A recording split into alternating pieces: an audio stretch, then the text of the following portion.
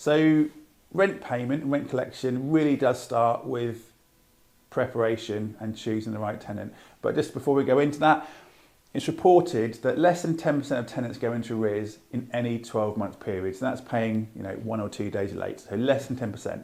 So it's not a huge problem, but it does happen. So even fewer tenants are in persistent arrears. So it's important to know how to deal with it when your tenant does pay late, which they may do in any given period.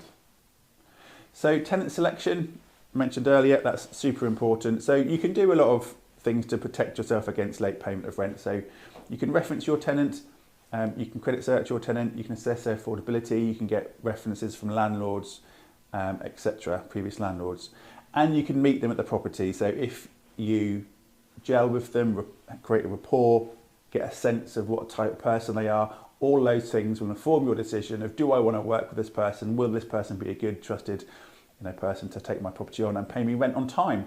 So the next thing, quite an obvious one, is have a tenancy agreement that serves as a document to be very clear about what you expect from your tenants. So it will say the amount of rent, it will say the date it's due.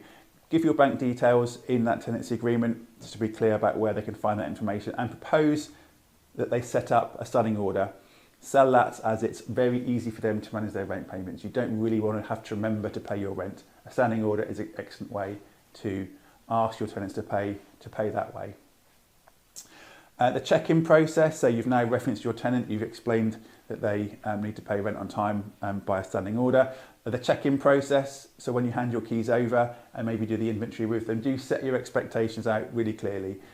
Communicate with them how to deal with maintenance, and it's also really important that they pay their rent on time. And if there's any issues that they might face in the future, please ask them to get in touch with you first. You don't want them to go quiet on you. You want them to have an open communication with you to say if they are struggling in any shape or form to pay their rent, they need to speak to you first and foremost.